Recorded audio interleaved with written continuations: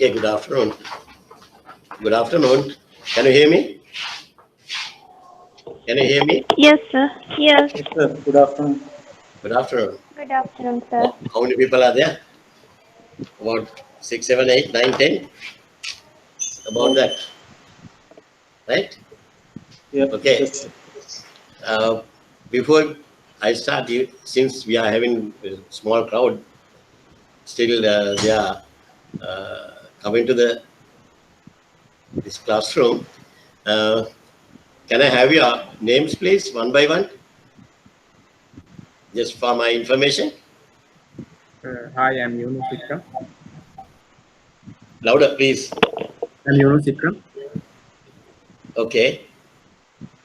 I'm Next. Jitni Bandara. Right. Okay. I'm Felix Amarajit. Will you do? Pardon? Hello, which band?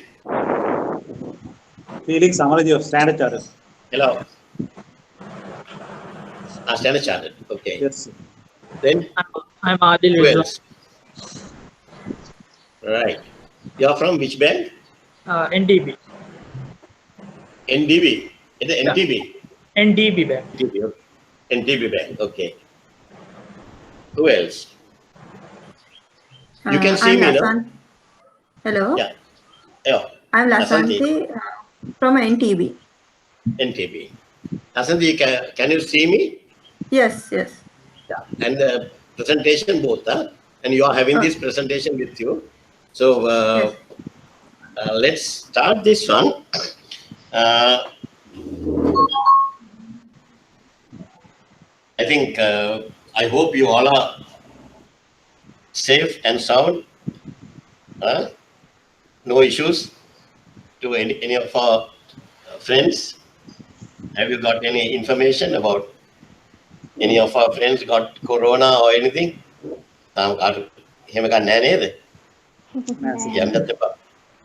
Right?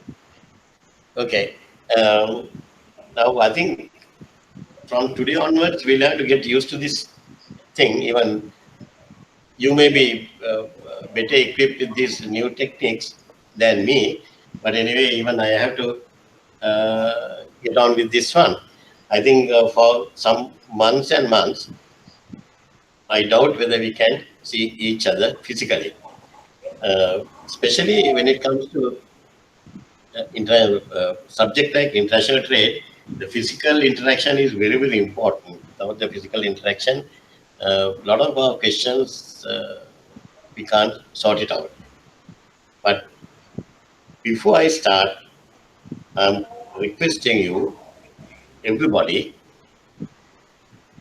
since we are working as one family, and as you know, last 2 day classes, I told you what I'm trying to do and why I am here is to part with my knowledge with you guys. We all are, majority of us are in the trade finance area. So I want to part with my knowledge, whatever I know about trade with you, and to make you a professional and an experienced trade finance banker. So that's the main reason.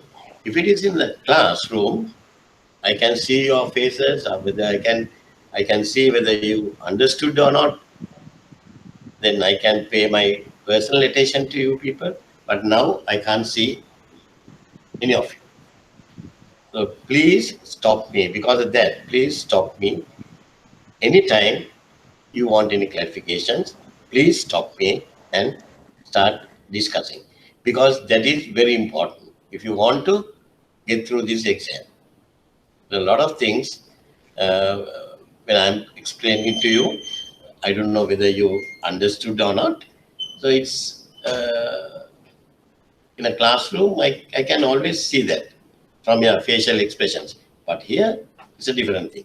Because of that, please uh, stop me and ask the questions, right? And last 2 weeks, we did the payment introduction to international trade. as well as payment methods.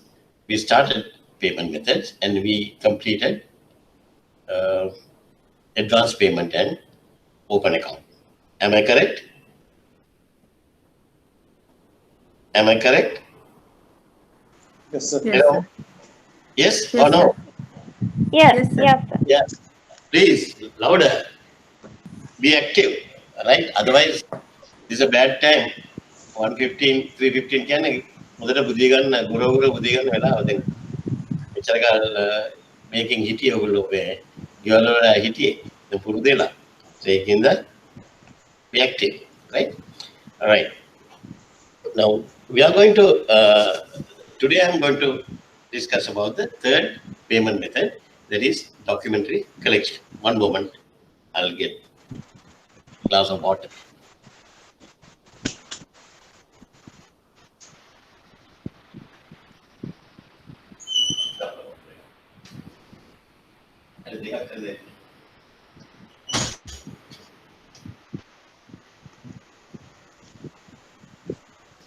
Right.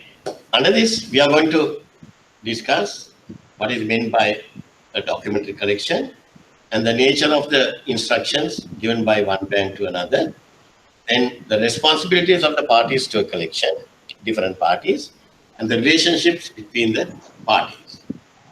Then we are going to discuss about the processing and monitoring of collection, how documents are delivered to a buyer, and how payment or acceptance is obtained from them, and what happens when payment is not forthcoming.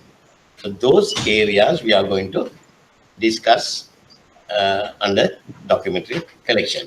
I'm going to, since our lectures are restricted to 2-hour sessions, I won't be able to finish the whole thing today.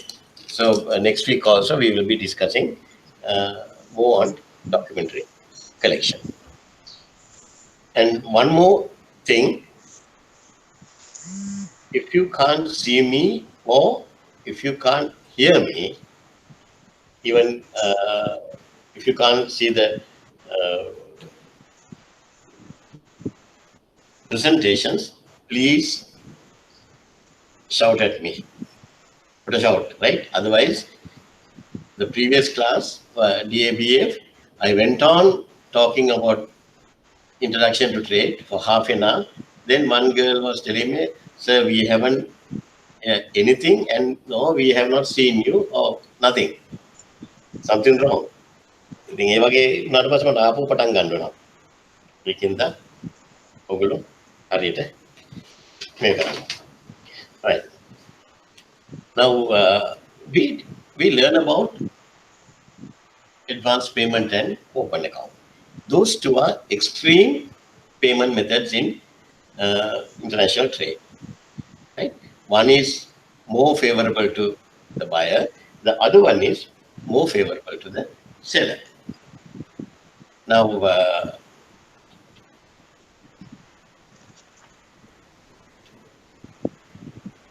documentary collection means it's a compromise between two extreme models, that is open account and advance payment.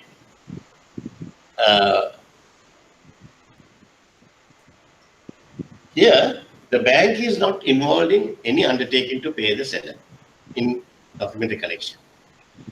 The bank acts as an agent.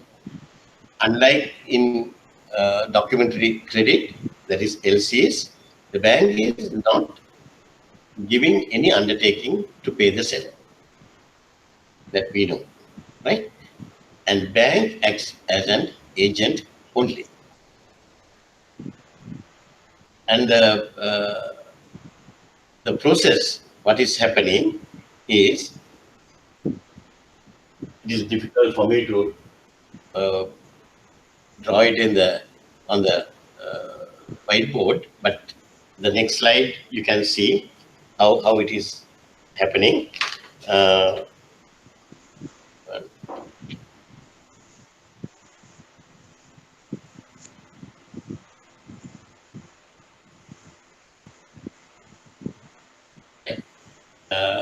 The seller having ship the goods and obtain the necessary documents, present the documents together with his instructions to the bank, remitting bank.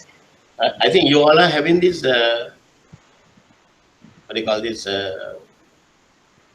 presentation with you? Yes or no?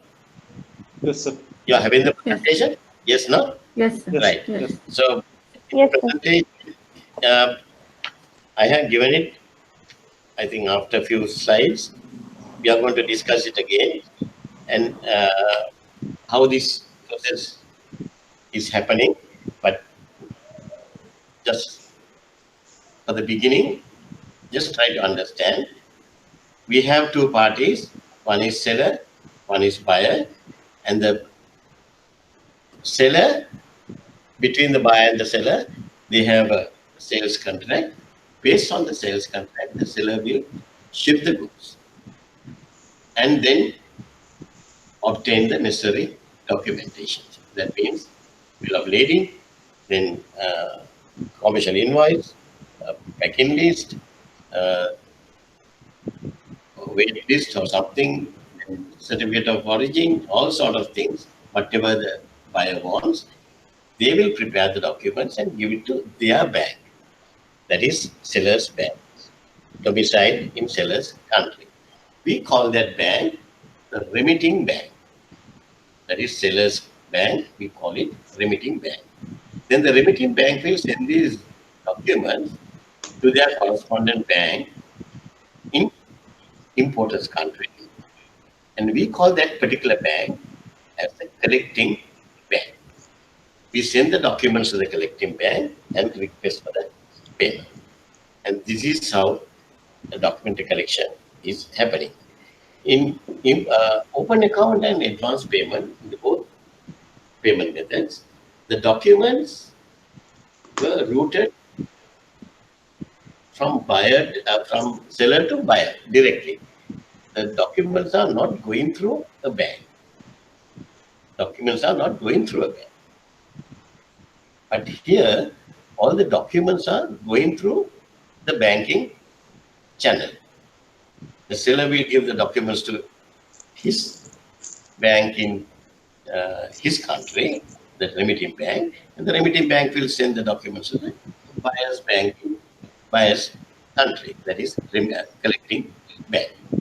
So both banks will take care of the documents. But the beauty here is they are not none of the banks are giving any undertaking to pay. They don't give any undertaking to pay. The risk to the importer is little more than in the documentary credits, right? Because can somebody tell me why it is more than the documentary credits? Risk to the importer. Why? Because the importer might not get the correct thing what he wanted to have. That's possibility, right? In an LC, we specify what are the requirements, what are the specifications. But here, only the sales country. That's it. But the risk to the exporter is much greater than the importer. Very much greater than the importer. Because the banks are only acting as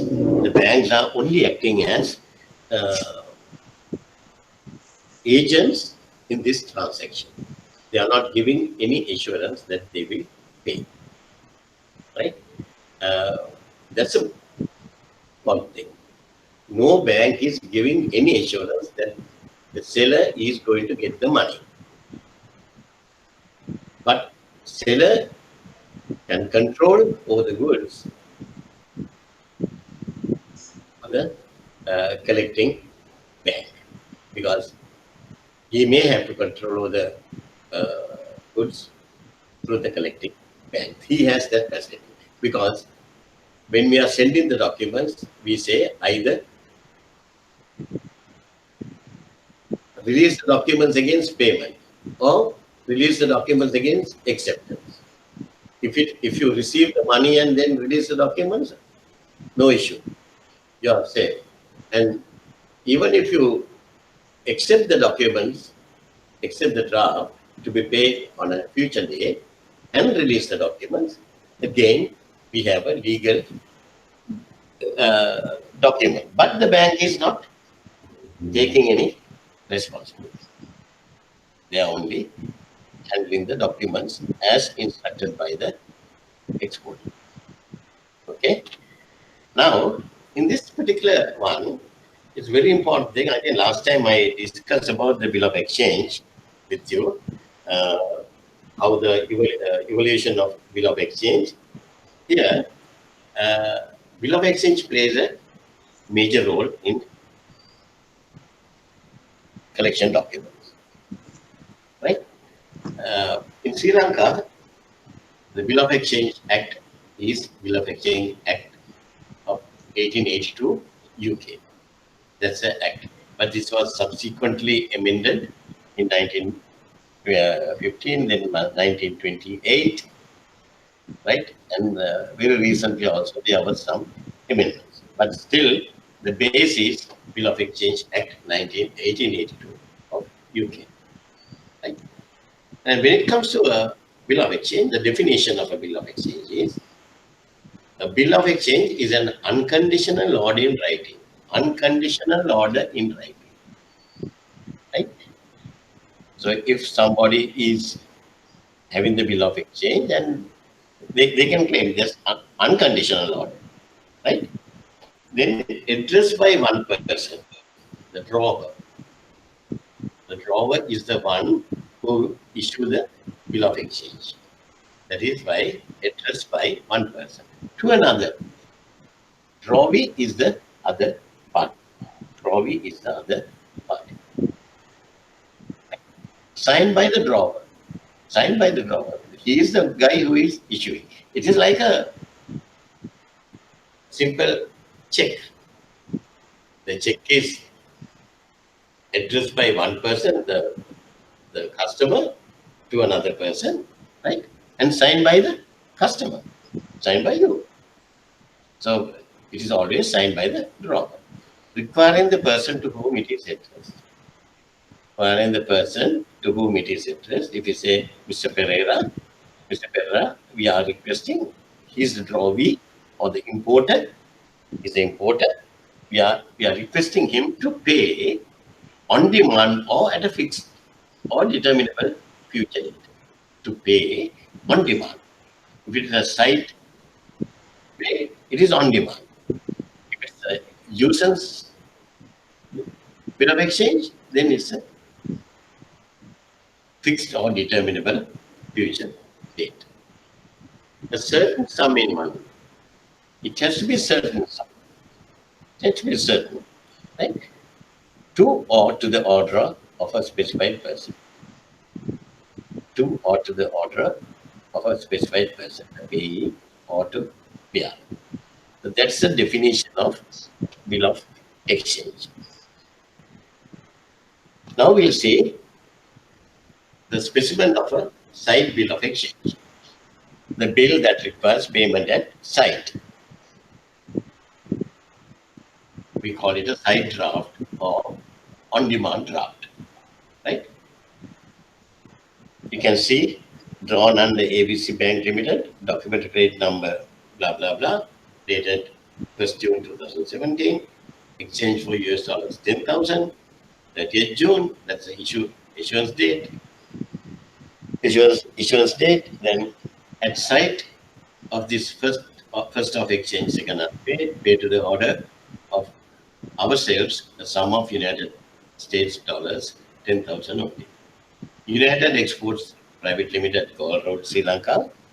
Then ABC Bank Limited, Colombo, authorized signatory. Now, in this particular one, who is the drawer? Who is the drawer? Tell me the name of the drawer. United Exports. United Exports Private Limited. Very good. And who is the drawee? ABC. ABC Bank Limited. ABC Okay. Bank. Now this is a site bill of exchange. Let's see usance bill of exchange. The usance bill of exchange. Tenor draft, or we call it term draft. Right? Draft that is payable at a future date. Draft that is payable at a future date.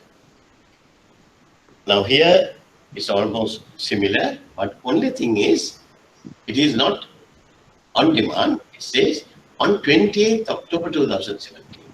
This was issued on when? The draft, when we are demanding the money, I mean, when was it issued? The date? How the draft issue kala dene? Bill of exchange issue kala dene kawad? 30th June. Very 30th good. June. This was 30th June, right? And we are not asking for immediate. We are asking them to pay on a future determinable date, 28th October 2017. 28th October 2017. Pay this result. Otherwise, similar to US site. Right? Now, the only difference is one is a site, on demand, other one is a usance fund. Now, when it comes to usance fund, we'll have to accept the draft and then only the bank will release the documents. Right? Okay. Now we'll see.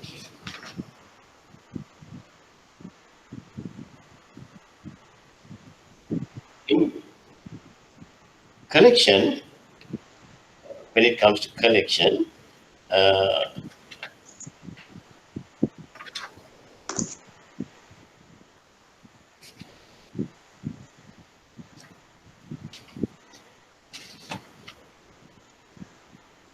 one moment, I don't know whether these people have given you the correct handout which I have sent. I have a doubt.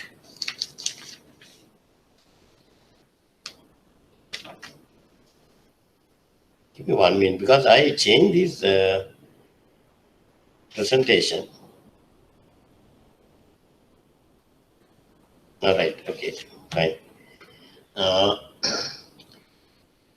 Now, in collection, have you got the URC 522? That also I have sent. Everybody got it? Yes. Yes. Now, can you go through the Article 1 of that? Can you read the Article 1?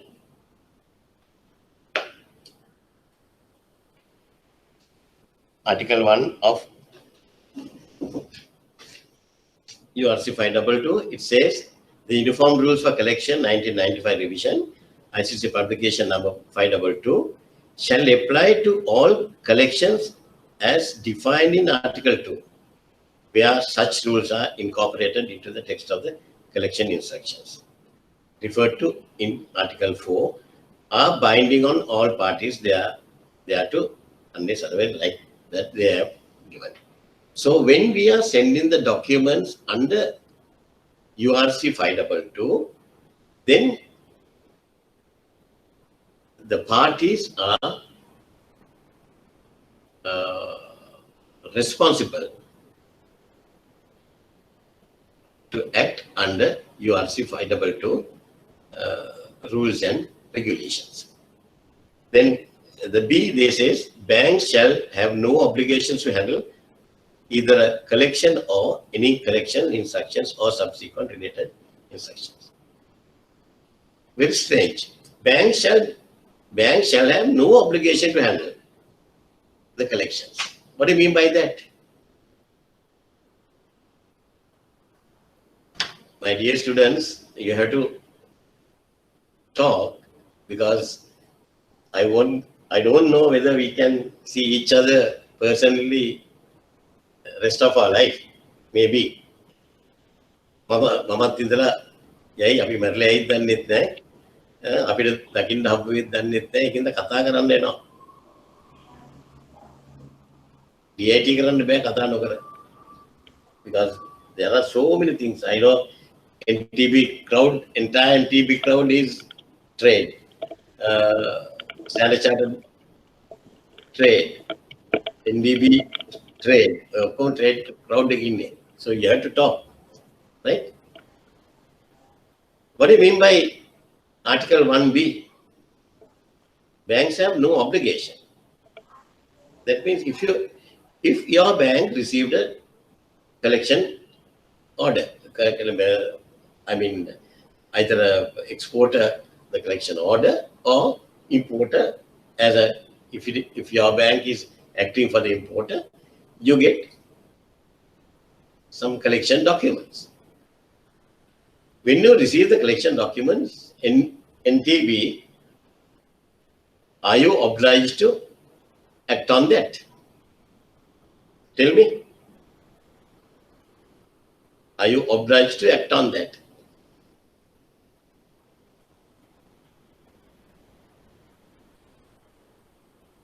Come on. No. No. Why? Why?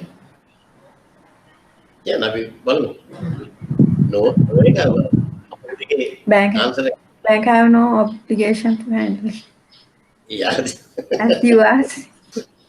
You are very cunning. There's no obligation as per the Article 1B, right? But the thing is, you're true. Sometimes a lot of bankers, they think when you receive a collection documents, they run here and there to inform the guys and how can we help the. No. If you see that your customer is a culprit, and if you see some red bulbs are flashing in front of you, right? You are not sure about the customer's positions, their financial positions. You can refuse to handle it. There's no obligation.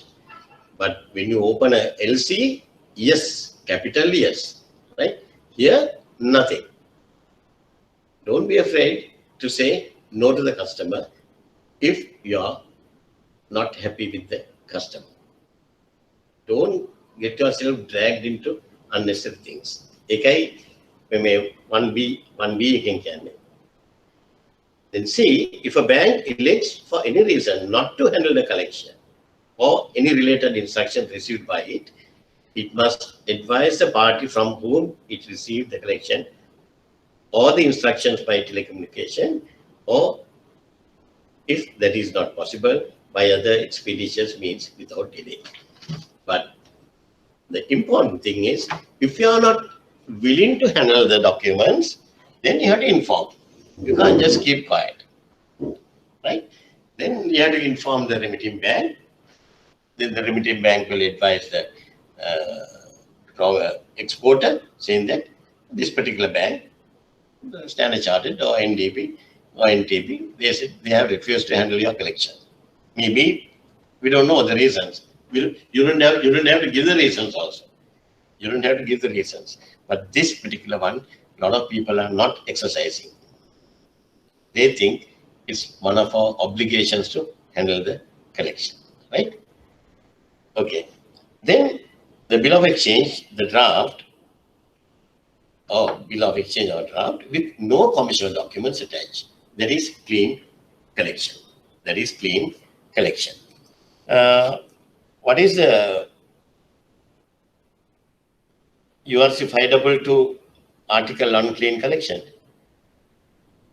Okay, පැත්තකින් ලියාගන්න. Article 2C. Article 2C. Just read it. Article 2C is clean collection means collection of financial documents not accompanied by commercial documents. Only the financial documents. right? The amount of the bill may be the cost of goods, in which case the documents of title would have been sent direct to the importer. The cost of a service, such as use of a tugboat to bring ship into the harbor when no documents are required. Third one, ordinary checks that the bank sent for collection. Right?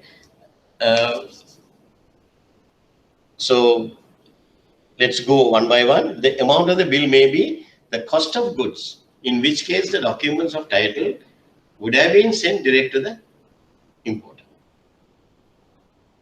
Right? So now the bank is getting only the financial document, that is a draft only, no commercial document. All the commercial documents have gone direct to the importer. Or the second one is the cost of a service, such as use of a tugboat. Do you know that when the ships are harbored out harbor, then according to the space available in our inner harbor, we'll have to bring ships to the inner harbor to unload the goods. So whenever we are bringing the ships, we use a tugboat. They will tow the ship to the inner harbor. ඒකට අපිට payment එකක් කරන්න වෙනවා. ඒ වගේ payments යන්නේ only a service, no goods involved. But those things are also clean collection, only the bill of exchange of a draft, a demand. The third one is the ordinary checks that the bank sends for collection. Foreign checks, when we are sending for collection, that also comes under clean collection. Only the check. There's no documents involved. For example, if one of you gets a birthday gift from your uncle in USA, maybe he has sent you $50. He has sent you a birthday card. Inside the birthday card, he has sent you $50, not a dollar note. එයාගේ check එකක් කියලා තියෙන්නේ, personal check එකක්. So when he has sent a personal check from his checkbook, and when you receive the thing, you can't cash it here in Sri Lanka. You have to send it for clearing purposes to USA, New York, Yamando.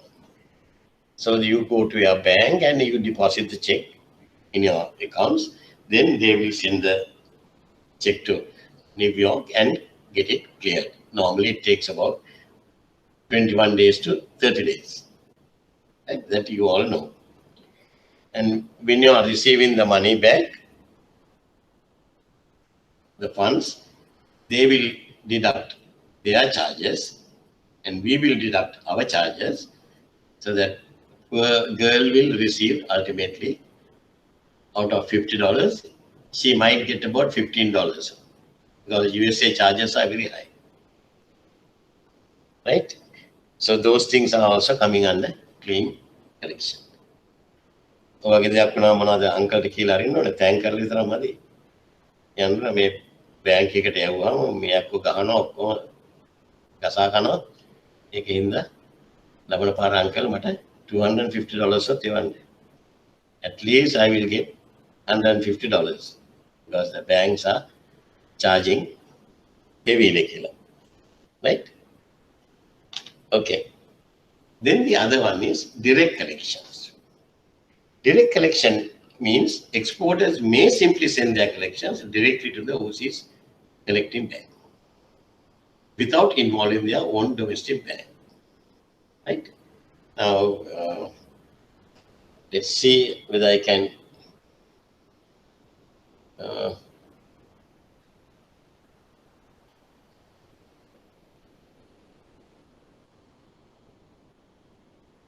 I don't know how to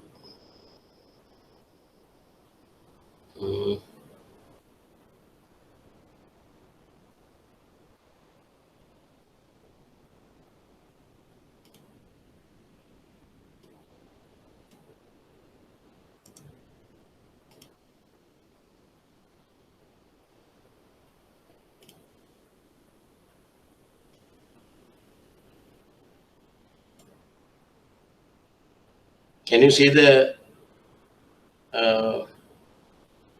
presentation? Yes, sir. Enough? මට අරග අඳින්න විදියක් නෑ මම මේක කල්පනා කළේ.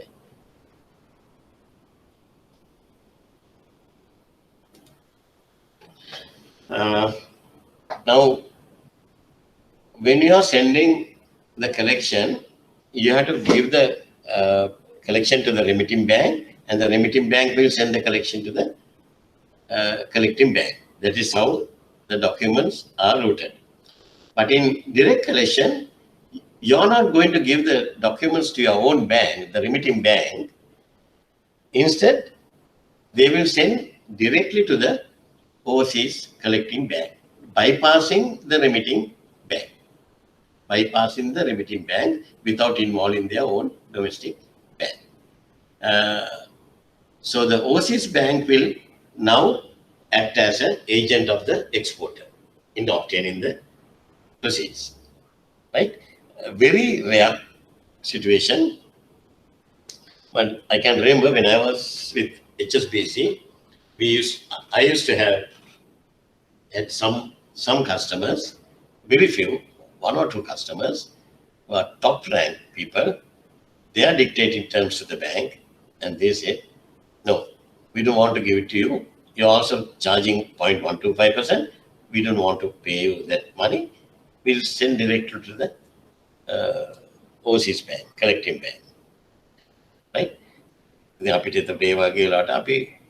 Exceptionally, we agree. Right? Then the drawbacks from exporters' point of view, all correspondence follow-ups are directly with the overseas bank, because they can't go through their own domestic bank, because domestic bank doesn't know anything head or tail about the collection order. Then the difficulty to exporter to trace payment of bill proceeds. Another thing, if there's a bill payment or delay in the bill proceeds, you can always go to your bank and check with them what is happening. Please check from the collecting bank what is happening. Still, they have not sent the money. But if you have sent direct collection, then you can't go to their bank and ask. You have to have your own baby, right? The documents are not checked by the exporter's bank. Really speaking, we are not checking the documents, but we do a courtesy check as a responsible party. So at least that particular check is not done by the exporter's bank. So those are the drawbacks.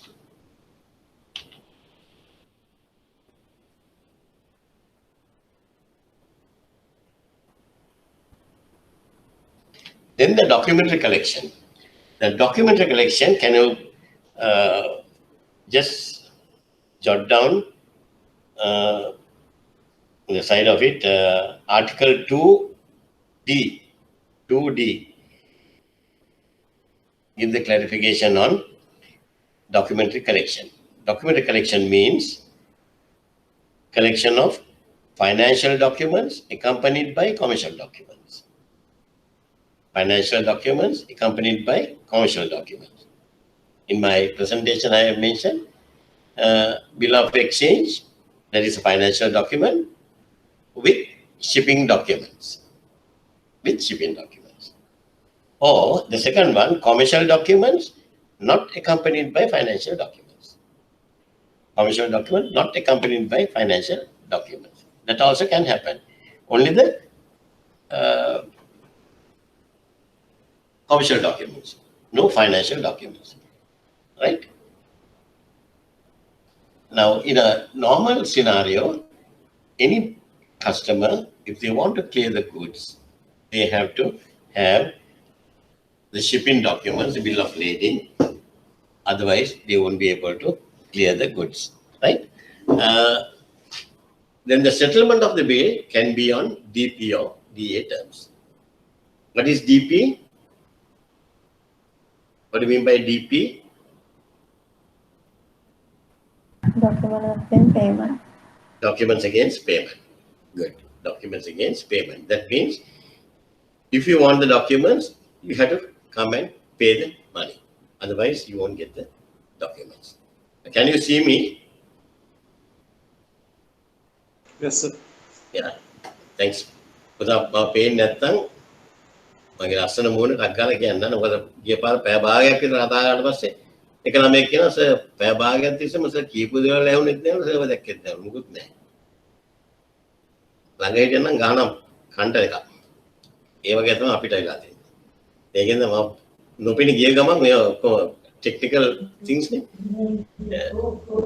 ටක් ගාලා කියන්න. එතකොට මට කවුරු කතා කරන එක හදාගන්න. Pardon? Can't see you, sir. Sorry, I can't hear you. Can't see you, sir. Can't see me. I cannot see you. Yes. That's because now can you see me? Yes, sir. Now, okay. ඒ කියන්නේ මට පාඩියට මම වෙන්නේ කකුල් දෙකට. Right, ඒකත් හදාගමු අපි ඉස්සරේ. Right. Now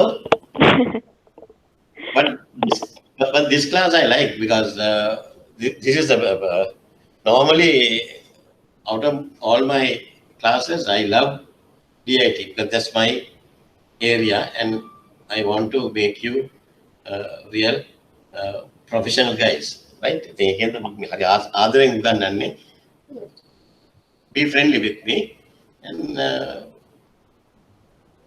we'll share the knowledge. Sometimes I may have to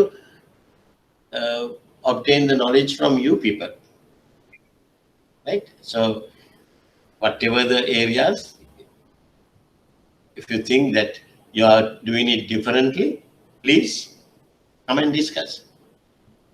You may be doing the correct thing or you may be doing the wrong thing. Wrong things, don't try to continue. A lot of banks are doing wrong things, but don't try to continue. We'll try to sort it, right? Right. Then the settlement of the bill can be on DP or DA is documents against acceptance. Acceptance of what? Accepting what?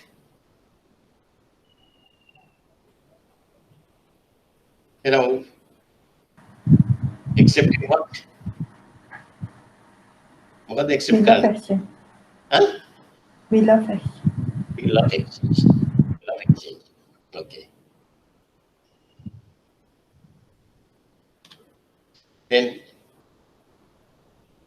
though banks do not give any undertaking or assume any liability on their own account, they can effectively arrange to monitor each transaction. That we do, and we know that's how we are handling the documentary collections, right? Even though we are not giving any undertaking, but we do a proper handling of transactions because the remitting bank as well as the collective bank, we act as the agent of the principal. Principal is the exporter, right?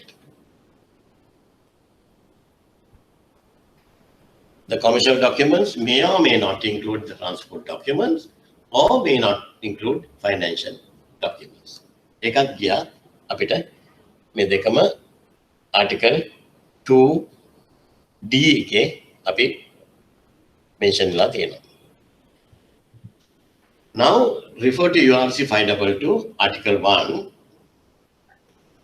Article 1 outlines that the rules will apply when incorporated into the text of a collection instructions. Very important. Article 1 outlines that the rules will apply when incorporated into the text of a collection instructions. This follows the principle in all ICC rules that they only apply if the transaction is made subject to their application. Now, this is a very interesting thing. Article 1 says, sometimes you may have seen these type of questions. Past papers, මමත් දීලා තියෙනවා. උගන්ට වෙන exams ලත් එනවා. Now, for example, if you say, in a collection order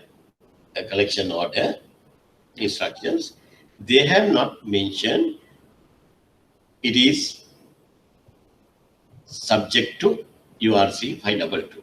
Normally, when you received a collection order from the remitting bank, they mention this is subject to URC 522. Am I correct or not?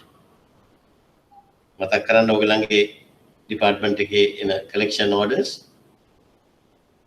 Is it correct? Yes. Always it says subject to URC 522. But in case if you received a set of documents with a collection order form, they have not mentioned it is subject to URC 522. What are you going to do? Tell me. What are you going to do?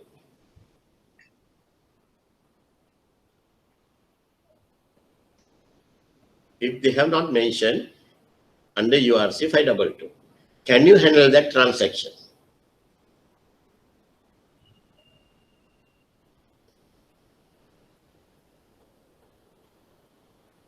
Now, you trade practitioners, you have to give me some answer.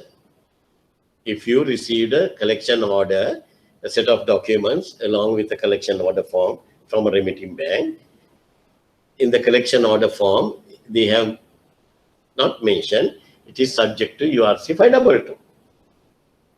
Are you going to handle this transaction or not? Are you going to return the documents or not? Tell me.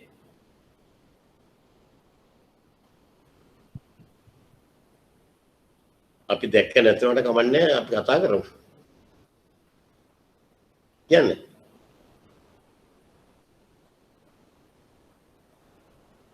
Come on, interaction is very important. I can just preach and go. This is not the way I want it. ඒකම තමයි මේකට අකමැති. What to do?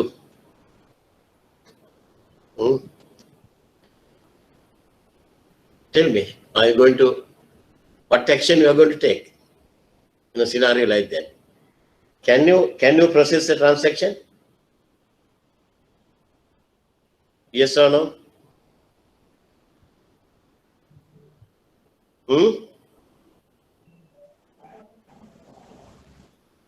Silent. That means No. you are not going to hurry. කවුද ඔයාගේ නම මට අඩු ගන්න එක උත්තරයක් ආවා. Jitme. Pardon? Your name? Something wrong. Come on now. ඔයාගේ උත්තරය ආව නෝ Hello. කියලා. ඔයාගේ උත්තරය ආව නෝ කියලා. අපි බලමු. Anything else to that answer? Can we process? What action we are going to take? Tell me. අපිට මේ වගේ දෙයක් වුණාම if they have not mentioned it is subject to URC 522, then you will not get the cover under the provisions of URC 522. That's the only thing. That doesn't mean you cannot handle the transaction. That doesn't mean you cannot handle the transaction. That's the legal part. But as a practical bankers, normally what we do is we go back to the remitting bank asking for a clarification. That's a better way, right? You can go back to the remitting bank and ask for a clarification. If they say, oh, there's a mistake on our part, then you can ask them to send us a authenticated telex to cover the issue. That is one way out. Other way, now the customer says, we have got perishable items. We have got perishable items. And now there's no time. අපි මේ curfew වගේ දවස් කියලා. මේ curfew කාලේ. හොඳම උදාහරණය. මේ දිගටම indefinite curfew දැන් මේක ක්ලියර් කරගන්න ඕන. දැන් මේ යන්න බෑ, යවන්න බෑ. ඒ country එකේ curfew, right? We don't know whether the banks are open or not. Otherwise, the things get, spoiled at the harbor, right? Then we මොනවද කරන්න පුළුවන් අපිට? If that is not mentioned, subject to URC522 කියන එක, then the transaction is subject to the local law. Right? හැබැයි ඉතින් අපිට ලොකු මේකත් තියාගෙන DA එකක් නම් දෙන්න යන්න එපා කවදාවත්. ඒ වගේ වෙලාවට DA දෙන්න එපා. හැමතිස්සෙම DP නම් සල්ලි අරගෙන දෙන්න. DA නම් ඒත් අපිට සල්ලි අරගෙන දුන්නේ නැත්නම් සල්ලි ගත්තේ නැත්නම් එතන කස්ටමර් කියයි මේක DA එන්නේ under URC 522. Local law එකේ DA කියලා ගන්නෑ. You got that point? මගේ argument එක. Right? මගේ argument එක ගන්න තේරෙනවනේ. Local law එකේ DA කියලා ගන්නෑ. අරක under URC 522 විතරයි DA payments එන්නේ. Then you can release, you can accept the draft and release the documents. If it is not mentioned, then no way. Right? They වගේ දේවල් practically කොහොමද කරන්න කියන එක බලන්න. හොඳම දේ තමයි don't always try to safeguard the exporter. How to safeguard the exporter is giving them the money. So even if it is DA, collect the money and then release the documents. No issue, no? Then the Article 2 defines the meaning of collection and outline the concept of financial and commercial documents. Okay, so these parts I added to my presentations because I wanted to go through all the articles with you. Now the parties to a collection. Who are the parties to a collection? One is the seller, another name is exporter, the drawer, or the principal. Drawer is, in the sense, drawer of the bill of exchange. And the principal is, he is the one who gives the instructions. Right? Then the remitting bank, that is the principal's bank in the principal's country, party that sends a collection. The exporters, or in other words, exporters bank. Collecting bank, generally a bank in the buyer's country. And they are normally, that is the remitting bank's corresponding bank.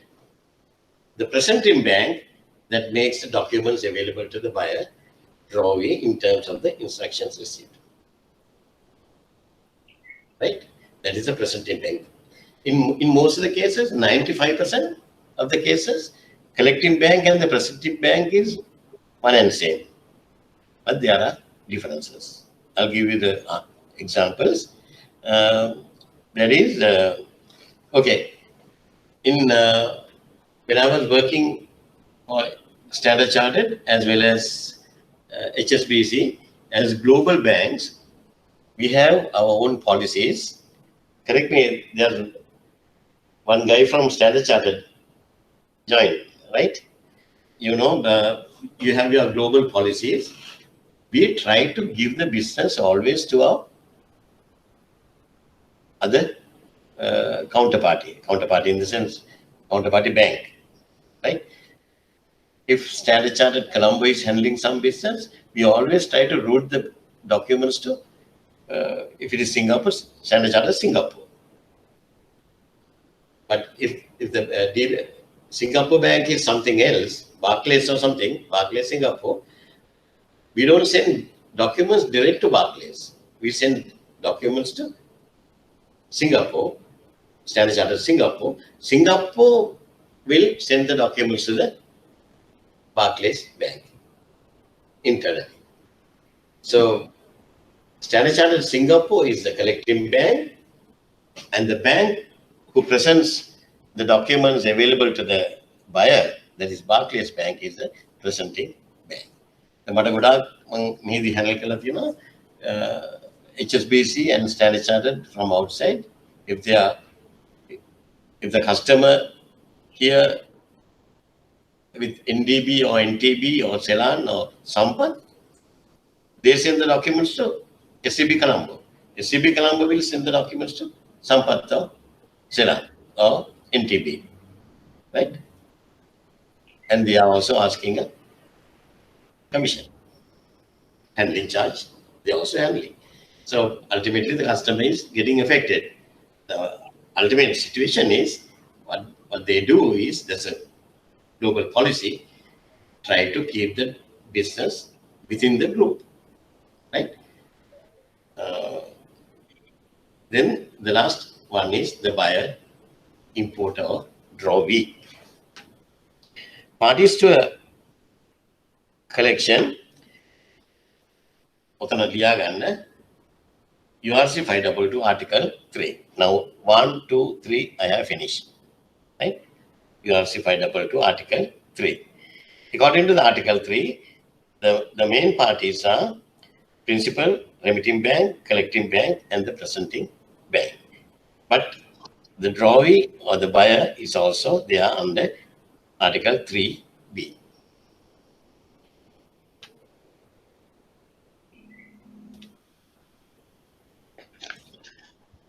Yeah, this is refer URC 522 Article 3 is the parties involved. Although 5 are mentioned, there may often only be 4 parties involved because there may or may not be a separate presenting bank. Separate presenting bank because 95% collecting bank and the presenting banks are same.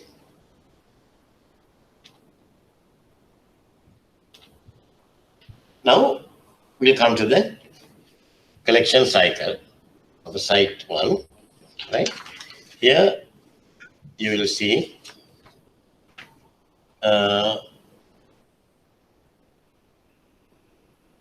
we have the importer drawee and the exporter principal or drawer. Between them we have commercial contract. Between them we have commercial contract. And according to the commercial contract, the exporter will ship the goods. Number 2, exporter will ship the goods and then give the documents. Then submit the documents to the remitting bank. You can see the cycle. You know the yes or no? Yes. Yes, yes. Yes. Right. So once you submit the documents, the remitting bank will do a courtesy check. Unlike AFCs, they are not supposed to check everything, but as a bank, they will do a courtesy check. And then the remitting bank will send the documents to the presenting bank, requesting the money. In a site one, when it's a site documents, the draft is DP or DA. Answer. DP or DA. What is the instruction? Deep. Huh? D. DP. DP. What is D? DP. Documents against payment. Documents against payment. Then, once the presenting bank receives the documents, then they will inform the importer, right? The matak penona department they will inform the importer or the drawee to say, look, we have received a set of documents, right? Site documents. Please come and settle the bill and take the documents. include in the bill of lading. They need the BL to clear the goods. So then they will send you the debit instructions. Okay, they will say, okay, debit my account and release the documents to my wharf clerk or somebody. Then they give the instructions. You will debit the account and then give the documents to the importer. Importer will go to the harbor or the customs with the BL and get the goods cleared. Right? And then the presenting bank will, number 8, presenting bank will remit the money or reimburse the remitting bank, and remitting bank will give the money to the exporter. But all these cases, when the remitting bank sends the documents, number 4, then number 5, when you are debiting the account, then number 8, when you are reimbursing the money, and 9, when we are giving the money to the, when the remitting bank giving the money to the exporter, all these places, the exporter or importer will be getting debited with charges and commission. Right? Where Hamadana charges and commission apply. Number 4, number 5, number 8, and number 9. Where Hamadana charges apply. Any questions on this one? Side one? Any questions?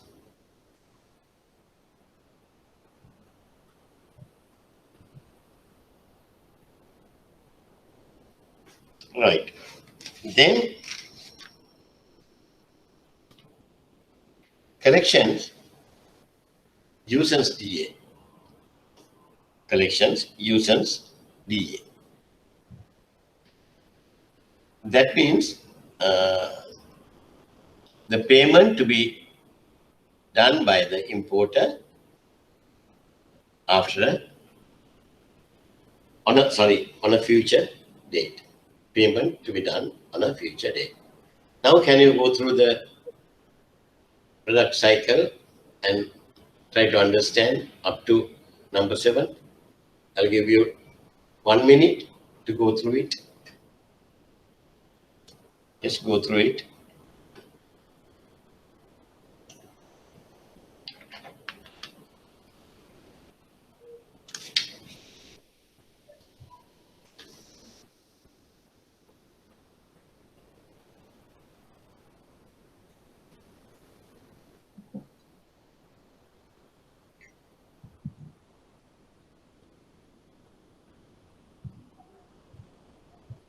Just go through it and see.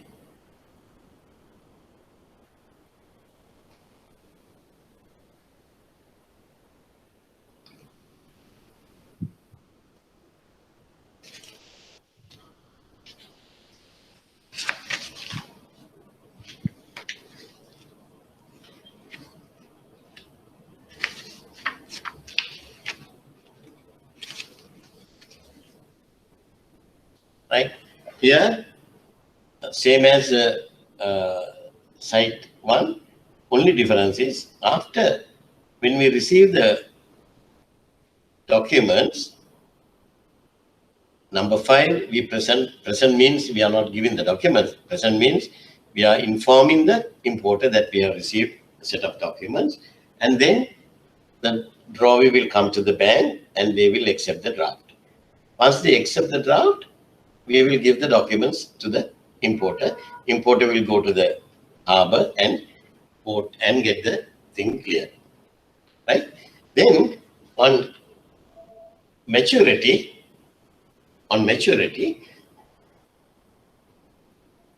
the importer will pay the money. Once they pay the money, what we will do is we will deduct our charges and remit the money to the remitting bank. Then the remitting bank will deduct their charges and give the money to the principal. So this is what is happening in usance collection or else the DA bills, DA bills, in simple DA bills, right? Here we call it supply financing also. It is one sort of a supply financing. Supply is in the sense the exporter. Export is financing the importer.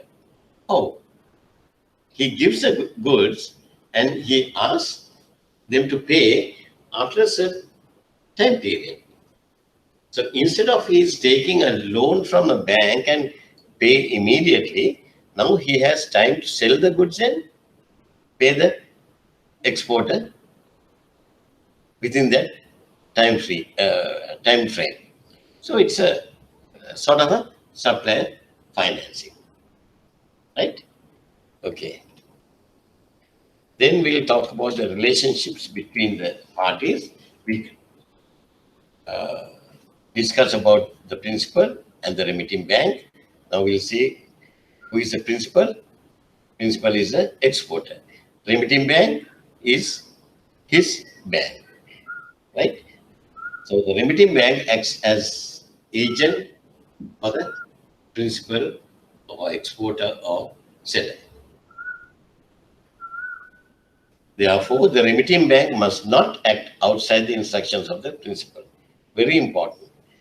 They are acting as agent for the principal. As agent for the principal. When you are an agent, then you have to abide by the rules and regulations of the principal. This is very, very important, right? You can't do the whatever the way, things you want to do. No way, right? You have to abide by the instructions given by the principal. So the remitting bank must not act outside the instructions of the principal. The remitting bank must not act outside the instructions of the principal. Always. හැමතිස්සෙම අපි ඉන්න ඕනේ මේ instructions, principal ගේ instructions මොන තමයි අපි ගන්න ඕනේ. අපිට වෙන දෙයක් කරන්න බෑ. If it acts outside the instructions given in respect of the collection, it does so on its own responsibility and will be responsible to the principal in respect of such actions. If they do anything contrary to the instructions given by the exporter or the principal, then you have to look after yourself. Because as an agent, you are not supposed to do anything other than what you have been asked to do. Is it clear? Is it clear? Yes. Yes or no? Yes, sir. Yes. Okay. Right. මට මූණ පේනවා නැති හින්දා මේ මට සිතා ගන්න බෑ මම මේ කියනවා තේරෙනවද කියලා ඒකෙන්ද පොඩ්ඩක් කියන්න. තේරෙන්නේ නැත්නම් ටක් ගාලා මාව නවත්තන්න. Right. Then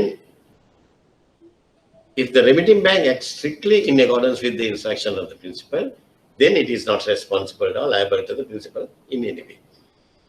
It's very clear. Even the remitting bank, whatever the way things they have given instructions, if you have acted properly, then you don't have to worry. Right? Unfortunately, I don't have the collection order form with me at the moment. How many people? Are there any non-bankers also in the class? Yes. Yes. You are from where, Puta?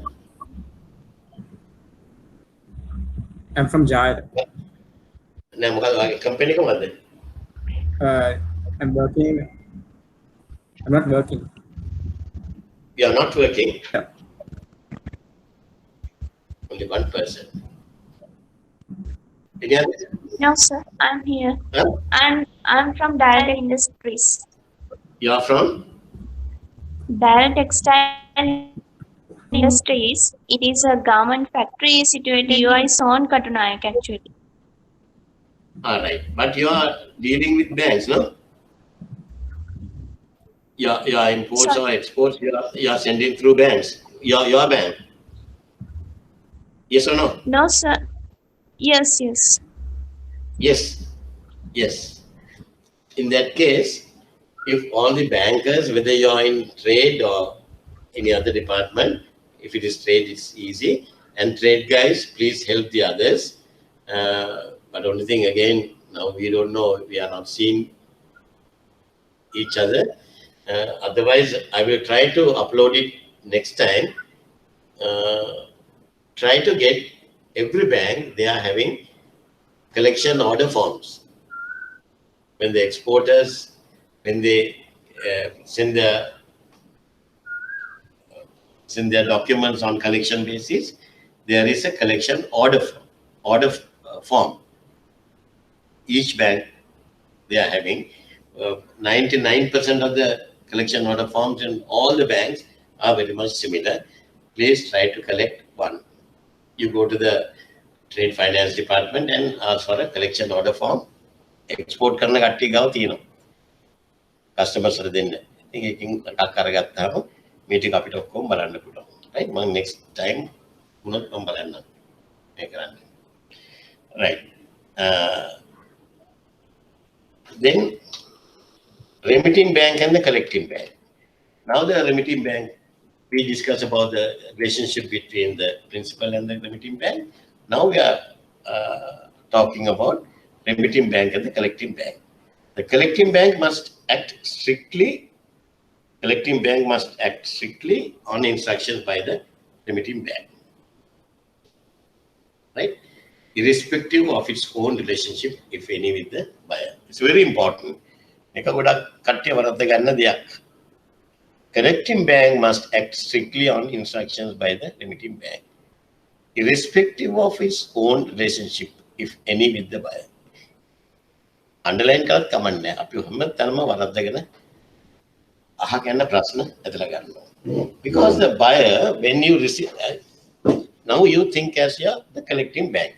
A collecting bank, NTB or NDB or Ceylon or Standard Chartered or whatever the bank,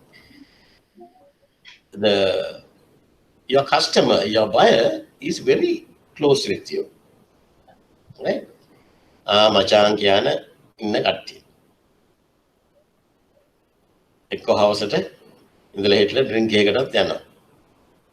right? ඒ ඔක්කොම support එක තියෙනවා. අපි දන්නවනේ කස්ටමර්ස්ත් එක්ක ඔයගොල්ලෝ handle කරන විදිය.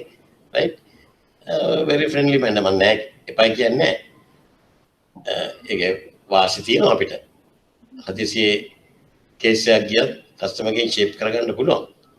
හැබැයි එහෙම relationships තියෙනවා කියලා අපිට we can't change the instructions given to us by the remitting bank. We have to strictly follow the instructions by the remitting bank. And ගොඩක් වෙලාවට customer කියනවා මේක DP instructions everything DP. මෙයා customer කියනවා nothing to worry මචං ඕක ගන්න නෑ මචං මම ඔය මම 90 days link ගෙවන්නම්. එයාට වැරදි ලෙවල තියෙන්නේ. එයාට වැරදි ලෙවල තියෙන්නේ. ඉතින් අපි ඔන්න draft එකක් හදලාම අස්සම් කරලා ගන්නවා. draft එකක් හදලාම දැන් අරගෙන තියෙන DP draft එකනේ. draft එකක් හදලාම ගන්නවා. අරගෙන අස්සම් කරලා අරගෙන on D DA terms release කරනවා. It's wrong. Right? Your relationship with the customer is a different thing. සමහරලාට එනවා මෙන්න මේ වගේ මේක common error එකක්. Instruction says DA. Instruction says DA. The draft says DP. The draft is in DP. Collection instructions are in DA. It's ambiguous. එතකොට customer කියනවා නෑ මේක DP නෙමෙයි මේ වරද්දලා මේක DA. Instruction එක තියෙනවනේ DA කියලා. So you take the customer's word because your friendship, your relationship with them, right? So don't do that. Then collecting bank is liable to the remitting bank if it acts outside of the instructions given by the remitting bank. If you do a thing like that, then collecting bank is liable to the remitting bank, right? The remitting bank is liable to pay the collective bank for any charges, expenses incurred in carrying out their instructions. And remitting bank also liable to pay the collecting bank for any charges or expenses incurred in carrying out their instructions. Okay. Then collecting bank and presenting bank. In 95%, I told you same, but in case if there's a difference, the presenting bank must follow the instruction given to it by collecting bank, irrespective its own relationship with the buyer. Again, අරකම තමයි දාන්නේ. ඔය තමයි bank වල යන cases. ඒකම මම මේ presentations හදන්නේ practical presentations, right? මොන relationship එක තිබ්බත් customer එක්ක you have to follow the instruction given to you by the collecting bank. Then the principal, the exporter and the buyer or the importer. The basic relationship is in terms of the sales contract between them, right? Okay.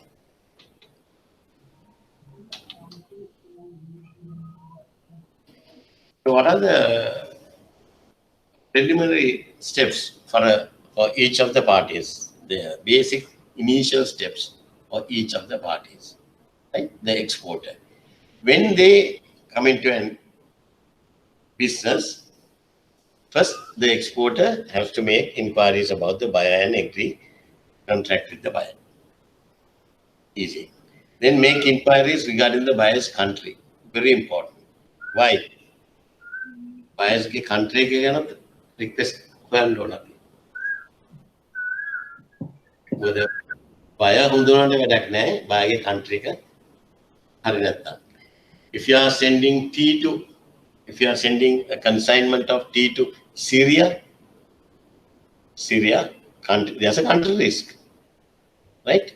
And the buyer, you know them very well, but there's a risk in the country. You might get your money or not. So it's very important, right? Then agree on shipping terms. Agree on second then the Lanka make inquiries regarding the buyer's country.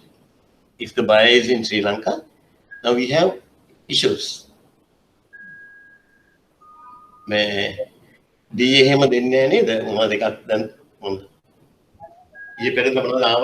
Instructions.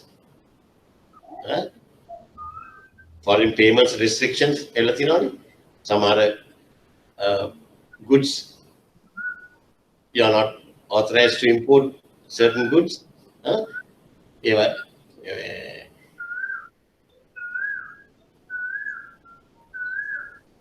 Cars, Corona period, right? Country restrictions. Then make inquiries regarding the buyer's country. Agree on shipping terms. You have to agree on the shipping terms. Then ship the goods as requested by the buyer. Ship the goods as requested by the buyer. Then submit the documents to his bank with his instructions on how and when the buyer should pay.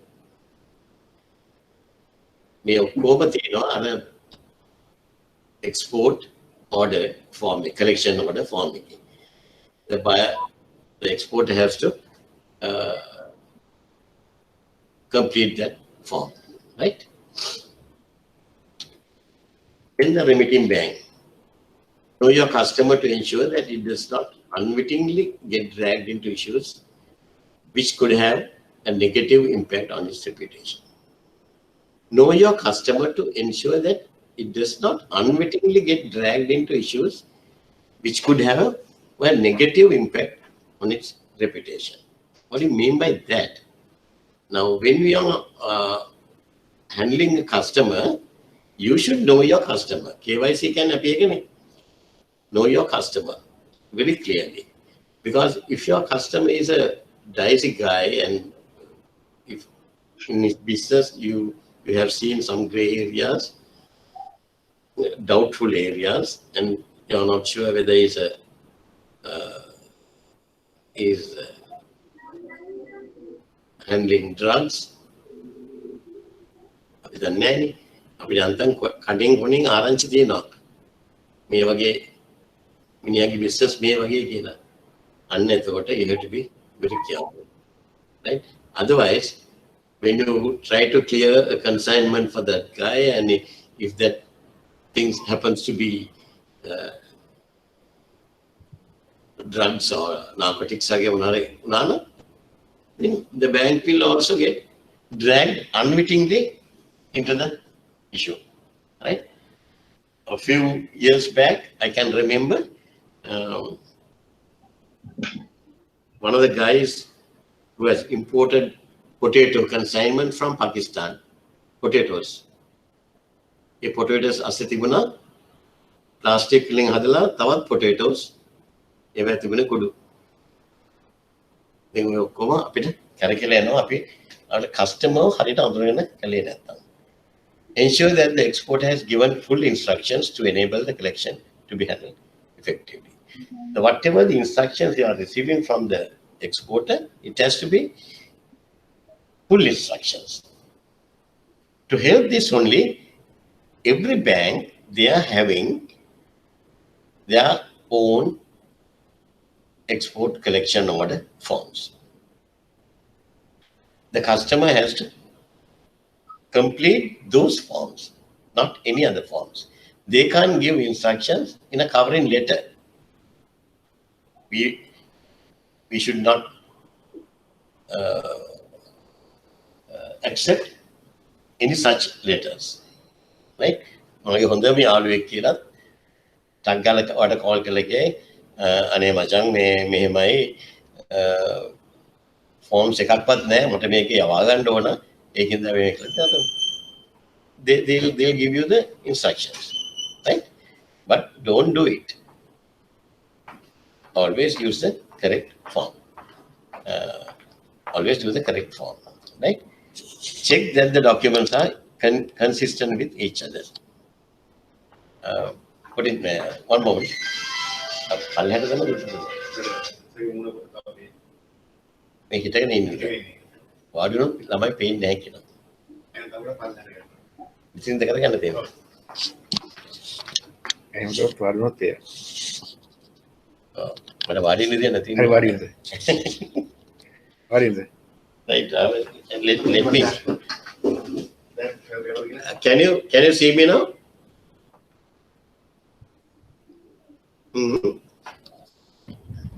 Lamai ahenwada. Can you see me now? Huh? Can? Yeah. Yes, sir. Right. Yes, sir. Right. Check that the documents are consistent with each other. Check that the documents are consistent with each other. Right? One of the documents. Then, for example, what I mean is, in the draft, you say US dollars 10,000. But the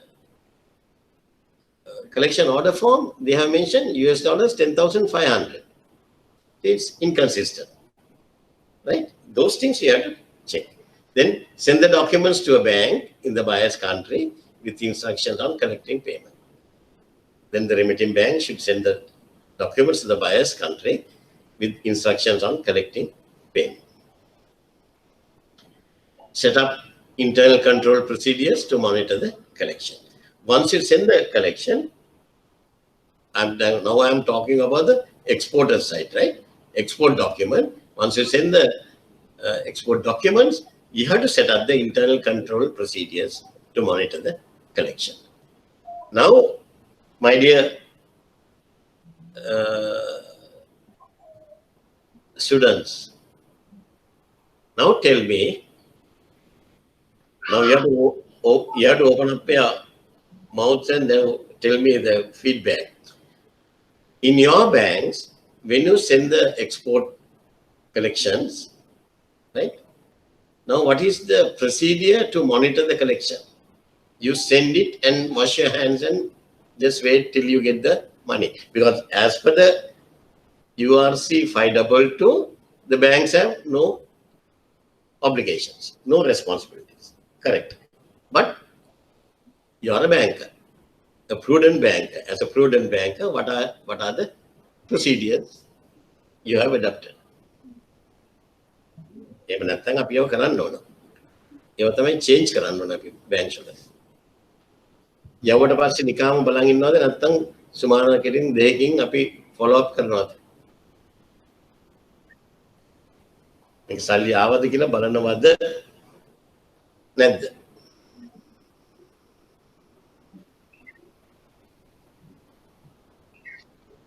යන්නේ දැන් කමන්නේ මේ class එකේ නම් අනිත් ළමයාගේ මූණ පේනවා. දැන් මේකේ පේන්නේත් නැහැ. අන්න එහෙන ගහලා යන්න කියලා දාන්න. කිසි ප්‍රශ්නයක් නැහැ.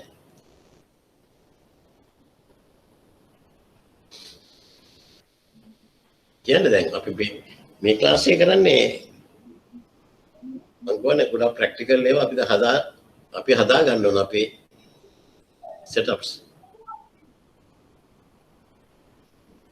ඔයගොල්ලෝ නිකම්ම ඊට පස්සේ සල්ලි එනකම් බලන් ඉන්නවද? Or are you doing follow-ups?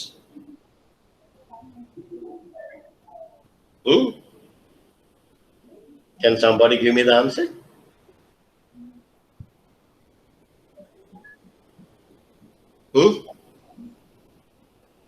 Commercial bank?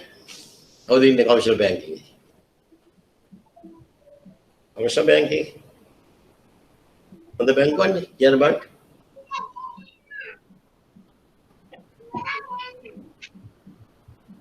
Like and never did.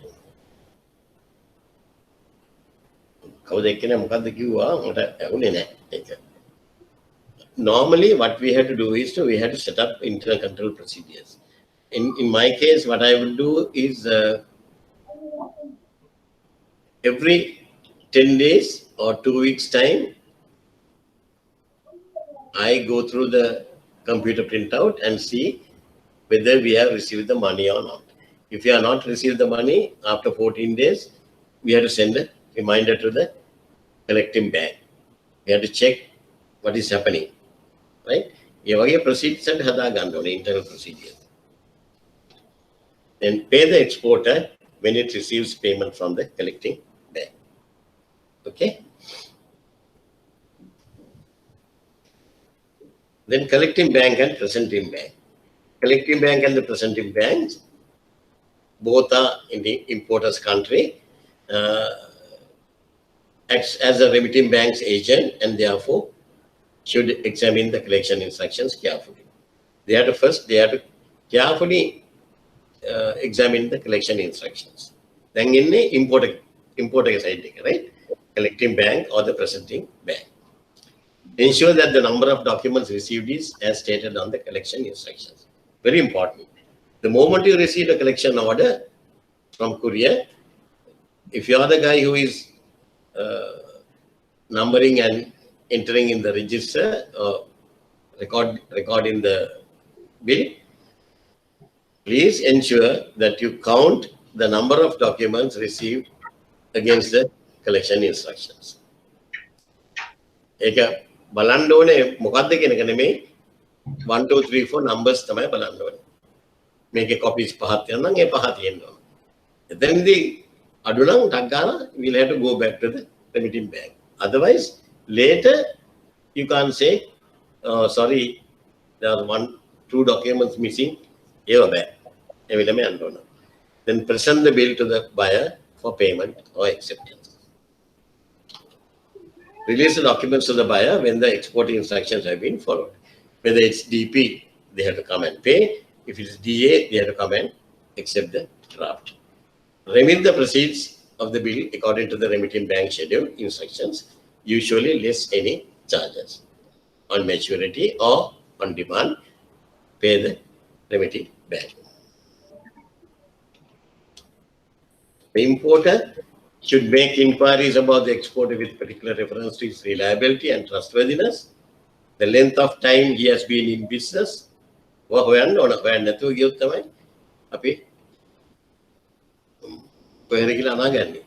His good reputation for quality and honoring delivery dates, details of any financial information available on him, and informal inquiries within the trade cycle, within the trade circle. What do you mean by informal inquiries?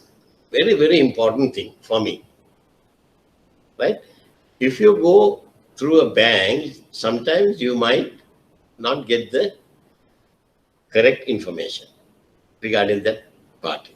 They will say, okay, they are conducting a satisfactory account. Over the bank, owner bank conducting a satisfactory account. But informal inquiries gives you a better understanding, right? Not through banks, other channels, you get some inside information. Pay the bill or promises to pay later. Take the shipping documents and clear his goods. Then few documents seen in collections. One is financial documents, and the bill of exchange, promissory note. Then commercial documents, commercial invoice, packing list, certificate of origin. Then insurance documents and transport documents. Right? These are some examples, right? A bill of exchange. Now you can see, right? It's a written order by the drawer to the drawee to pay money to the pay, right? Now this one, is it a DA or DP? D. DA or DP? D. D? Sorry, Pradeep. Little louder. DA. කොහොමද හිතුවේ DA කියලා? 60 days after 60 sign. days after sign. 60 days after sign. It's a DA. Right? Signed by the drawer, drawn on drawee, right? Specific amount, and of course, and this is a specimen of bill of lading, right? Bill of lading is a negotiable document which we will learn later, right? This is just an example. In a bill of lading, you have to have port of loading, port of discharge, and the vessel, and the description of the goods, and all sort of things should be there. Whether onboard notations, everything. Then commercial invoice. A commercial invoice is issued by buyer or seller.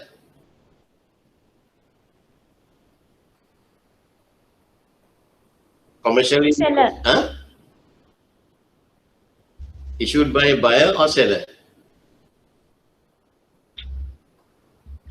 Seller. Seller. Commercial invoice is always issued By seller. by the seller and issued to the buyer. Seller. Issued to the buyer. Made out in the name To of the the buyer. applicant or the first beneficiary or whatever. Either under LC, right? මේක අරගත්තේ example එක මේ LC එක commercial invoice එක. Right. Then the description of goods. It can be in brief, right? And you have to indicate the value, US dollars 50,000, right? Need not be signed or date, but generally all these things are signed and dated. This is another one, bill of lading, right? Sorry, this is not a bill of lading. This is a marine cargo insurance policy. Marine cargo insurance policy. So always, when it comes to marine cargo insurance policy, make sure that the cover is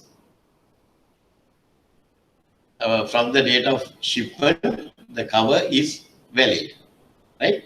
In this particular one, just see the date of shipment is 21st, right? Bill of lading evidencing shipment on 21st September 2013. But the marine cargo insurance policy, I have circled in red, issued on 22nd September. By 21st, goods have been loaded to the ship. But now, on 22nd September only, we have issued the cargo insurance policy. This is wrong. This is not valid, right?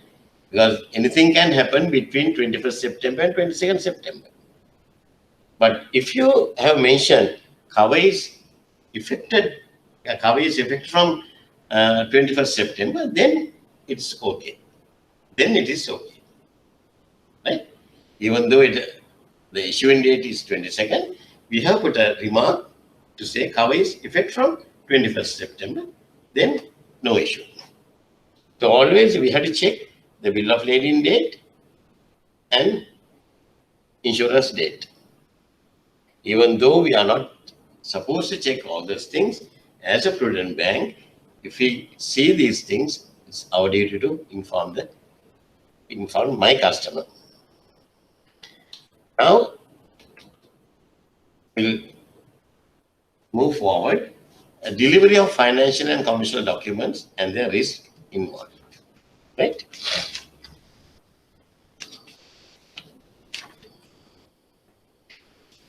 Delivery of financial and commercial documents and their risk involved. A DP risk. If the importer refuses to pay, the collecting bank acts on the exporter's instructions shown in the remitting bank schedule, and these could include remove the goods from the port to a warehouse and insure them against fire, etc. If the importer refuses to pay, the collecting bank acts on the exporter's instructions shown in the remitting bank schedule. This could include remove the goods from the port to a warehouse and insure them against fire, etc.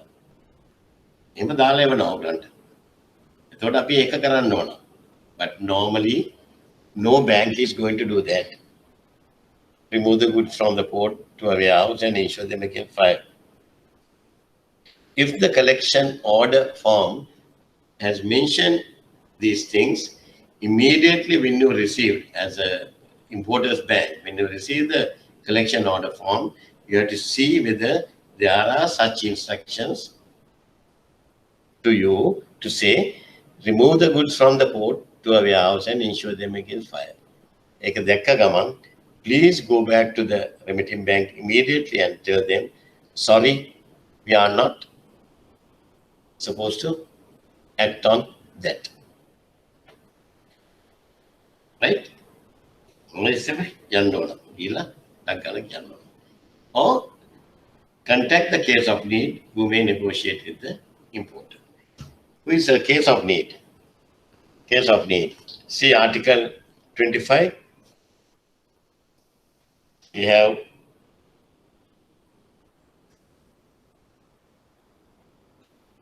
the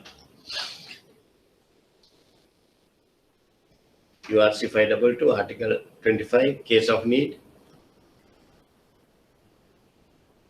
If the principal nominates a representative to act as case of need in the event of non-payment and or non-acceptance, the collection instruction should clearly and fully indicate the powers of such case of need. In the absence of such indications, banks will not accept any instructions from the case of need. If they have mentioned a case of need, then we have to give the powers of that particular case of need. Otherwise, there's no point of having only the namesake. We can have a case of need. In case if something happens, what we will do is we will inform that guy. Okay, you better handle it with the remitter or the exporter. You are the agent for the exporter. You better handle with him, but we will not accept any instructions from you unless otherwise they have mentioned. Please, you are authorized to obtain instructions from the case of need. Then we'll do. Otherwise, we will not do. Protest the bill through the bank's lawyer. एक मम Penam explain करना क्या ना. DA risk. Under the DA terms, the importer accept the bill for payment on the due date, take the documents and clear the goods. Exporter loses control of them. The exporter runs various risks. One risk is the importer might refuse to pay on the due date because he finds that the goods are not what he has ordered. He will say, no, this is not the goods I have ordered, so I am not going to pay. What to do? You have already cleared the goods, right? You have lost the control of the goods. Now, he says he has not been able to sell the goods. He said, still I am struggling to sell these goods. Nobody is buying this damn thing. No, how can I pay? He will say. Or he is prepared to cheat the exporter. From the day one, he is planning to cheat the exporter. These things have happened and we have experience of these type of things, cheating enough.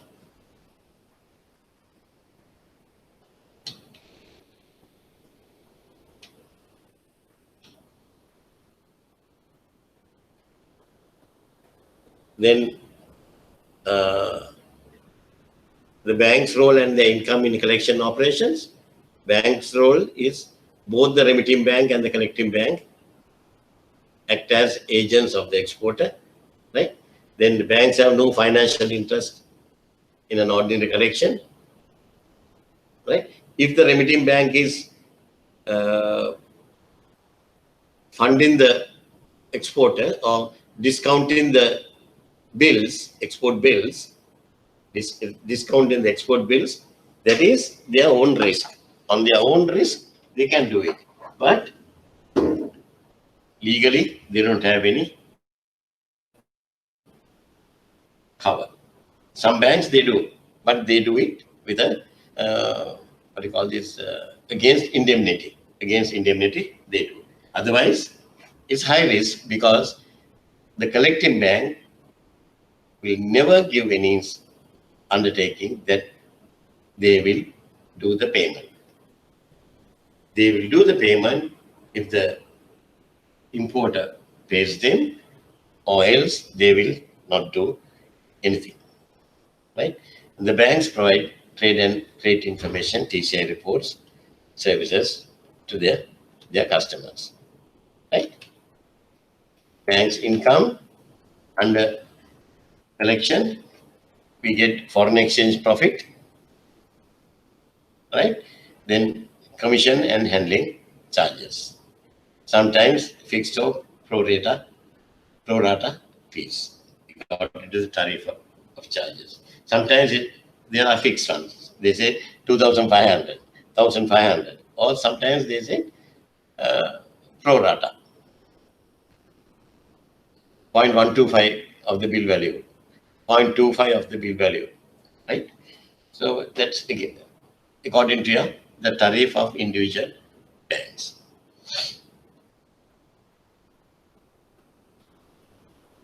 I have given some notes, right? Article 5, these for your homework, right? Please go through these notes. Article 5 describes the presentation as the act of presenting bank making documents available to the drawee. Go through Article 5, Article 6, right? Then Article 7 addresses the release of official documents, and Article 8 expounded upon in Article 8. It can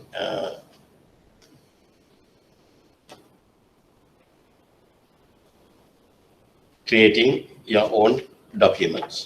Article 8. Article 4, Article 8, creation of documents, right? These things, these articles, you have to go through, and that's your homework, right? Now, shall we spend a little bit time? Can you see these questions? Yes or no? Can you see these questions? Yes, sir. Yes, right. Can you start answering the questions? I'll give you about 10 minutes. Quickly. It's multiple choice. Give a try. An export is approached by a new foreign buyer, but this buyer is unable to provide either satisfactory trade references or a letter of trade. What method of trading is appropriate for this transaction? Now, when you get a question like this, only this one I will do. When you get a question like this, very carefully read it, right? An export is approached by a new foreign buyer. New foreign buyer is the word. So we don't have any experience of dealing with that particular guy, right? But this buyer is unable to provide either a satisfactory trade reference or a letter of trade. තවත් බය වෙන්න ඕන.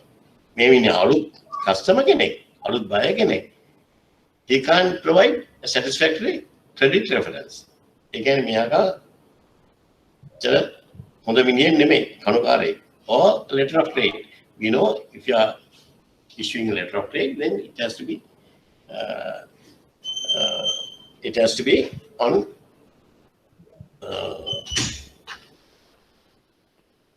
based on some security.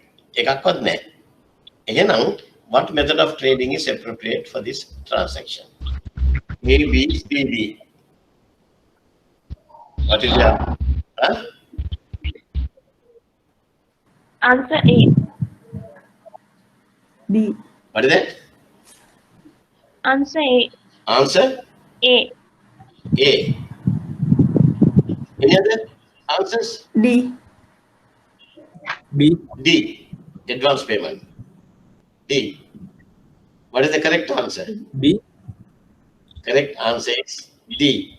Because advance payment is the best payment method, because this is a new foreign buyer and he can't provide satisfactory trade reference, no LCs. And I think හොඳපදේ සල්ලි දුන්නොත් බඩු දෙන්නම් බඩු එහෙම නැත්නම් බඩු නැහැ. එච්චරයි. Advance payment is the best answer. Now, can you go through the second, third, fourth, random tackle, right? 5-10 minutes, Argant.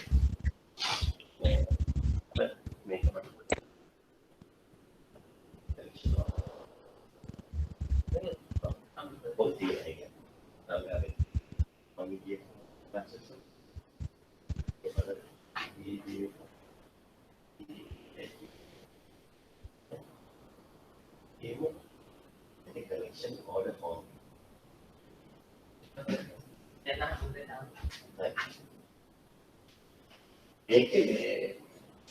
කොහොමද වෙන්නේ?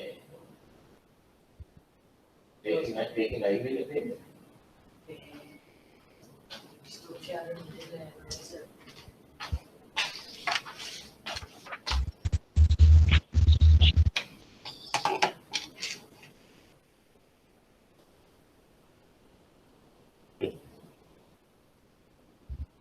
Invoice කරන්න.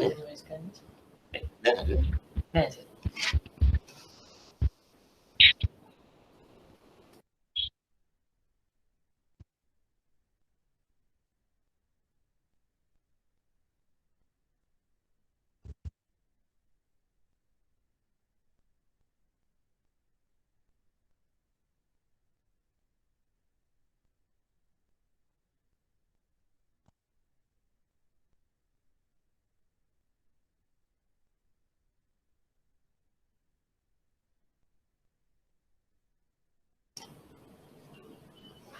okay.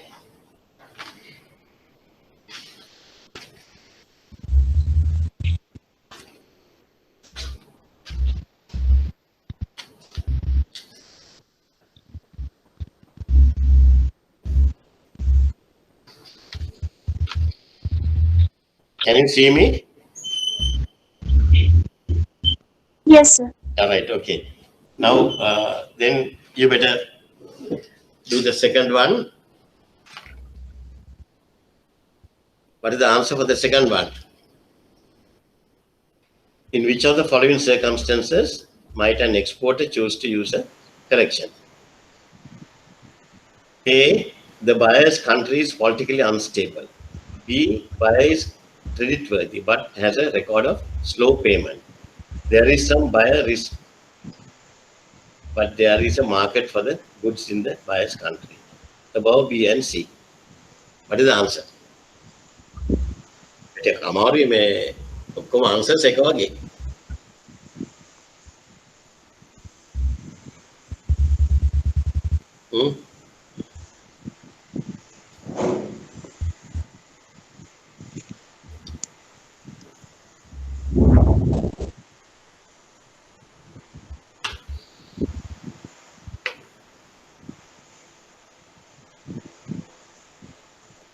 What is the answer? The buyer's country is politically unstable. In which of the following circumstances might an exporter choose to use a collection? If the buyer's country is politically unstable, are we going to use collection? No. Definitely no. Right? Then what else?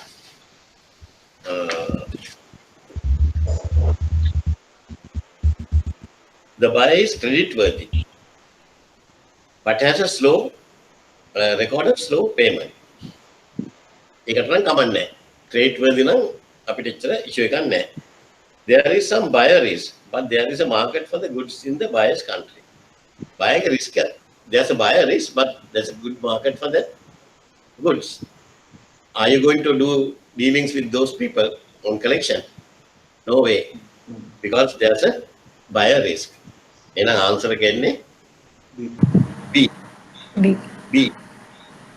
ගොඩක් කට්ටිය යනවා මේ B and C කියලා එක වැරදි. B. Number 3. A company wishes to import food items for distribution to a wholesale trader. With its excellent contacts, it expects to be able to sell the goods within 2 to 3 weeks. Which payment method would suit it best?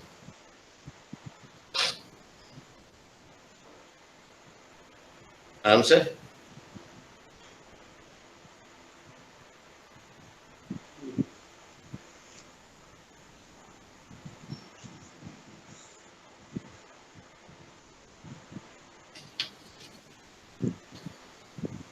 I told you, the first question you're going to get is multiple choice, 10 questions, right?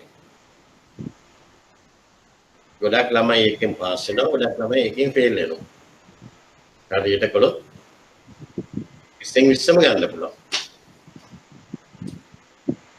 දැන් මේක මොකද උත්තරේ? C. C. Answer is correct. Answer C is correct. Because he can sell the goods within 2 to 3 weeks. So he has ample time to settle the bill in 60 days. Correct? Okay. Number 4. ඒක නෑ වැඩක් නෑ. Number 5. Number 4 නම් question එක නෙමෙයි. Number 5. West Bank has received a collection from South Bank, one of its overseas correspondent banks, for presentation to one of its customers. For whom is West Bank acting in this transaction? West Bank has received a collection from South Bank. So what is West Bank? Is it the remitting bank or collecting bank?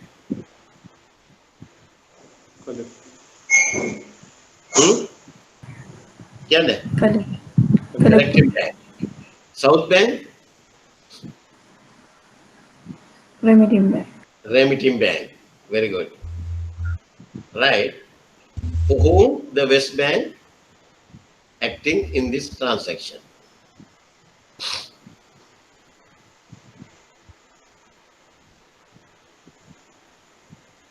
කාටද මේ වෙන්නේ? West Bank එක කියන්නේ collecting bank එක. අපි කවුරු කියනේවද පිළිඅරගෙන කරන්න ඕනේ. The agent of the remitting bank as well as the exporter නේ. එහෙනම් remitting bank එක South Bank, B, C for the export of the goods. එහෙනම් correct answer එක මොකද්ද? What is the correct answer? D.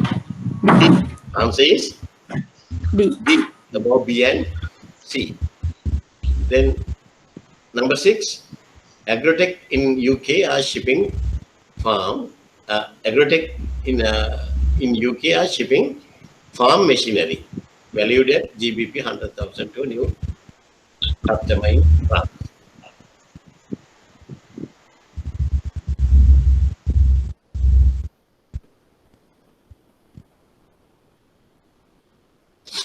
The buyers are unwilling to pay in advance of the remaining payment methods. Which do you think Agritech would prefer? මේකට තව පොඩ්ඩක් එහාට ගියා නම් මුලින්ම මේක පාර්ට් එක මම කළේ නෑ letter of credit. මේක answer එක කියන්නේ letter of credit. Right? Advance payment කරන්න නැත්නම් letter of credit තමයි ඒ කන්නුනේ. මේ වගේ questions වල උඩ කැලේ තමයි බලන්න ඕනේ. To a new customer in France. When it comes to a new customer, we'll have to see how we are going to safeguard ourselves. Right? So the best thing is letter of credit. Number 7, which of the following statements are true and which are false? A, in a collection, a bank gives a prior payment undertaking to an exporter on behalf of an importer. Is it true or false?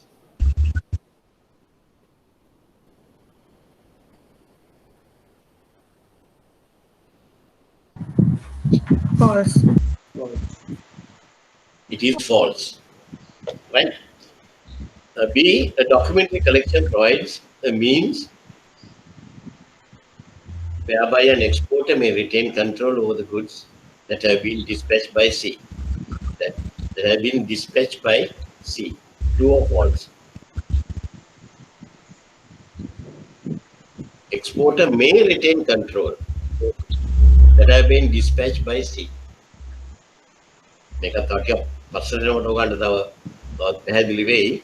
දැන් උනත් ටිකක් තේරෙනවා. මේ trade finance කට්ටියට.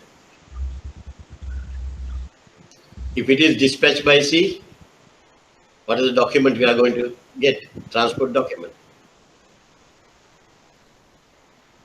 Bill of lading. Very good. A bill of lading is a title document and a negotiable and title document. Then we have a better control. So that is true, right? Then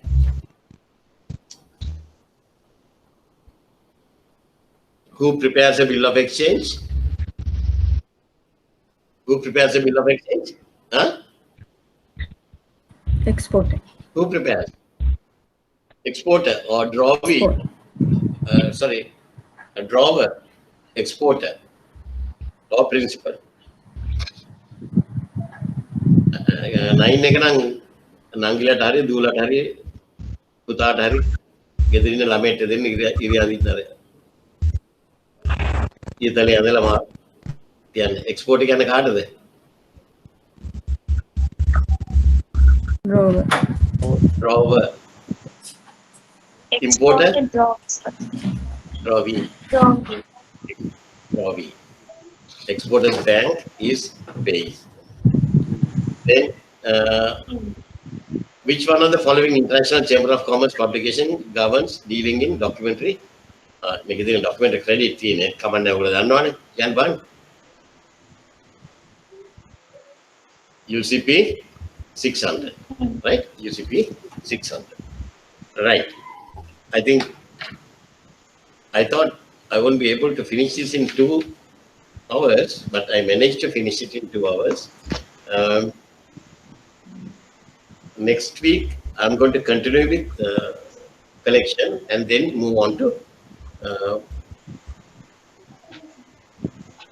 documentary credit. But the thing is, I don't know how many people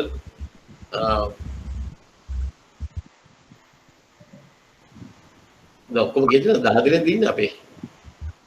But I don't know what happened to the other people, right? Rizwan is there and Rohini Pereira, Yunis Ikram, right. අනිත් කට්ටියට කියන්න මේකට join වෙන්නේ කියලා ඔයගොල්ලෝ යාළුවෝ ඉන්නවනම් bank එකේ අනිත් ජොයින් වෙච්ච නැති කට්ටිය you must have seen Jitni Bandara කට්ටිය tell your other friends also, right? Next week I'm going to continue with documentary collection, and please try to ask the questions. Stop me and ask the questions, because unlike the other classes, those 2 classes you must have seen, after the class you wait and ask me the questions, clarification. Now you won't be able to get those things. So because of that, it is up to you to stop me and ask, right? Otherwise you have to give me a call and then get the clarifications. ඒකට කරදර හින්දා අර දෙකෙන් දෙකටම අපි බලමු පුළුවන් තරම් ඔය questions අහන්න. Right? Now do you have any questions? Let me know. Next 5 minutes I will stay.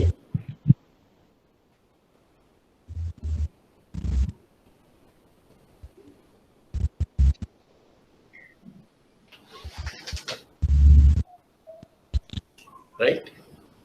Okay, then thank you very much. So we'll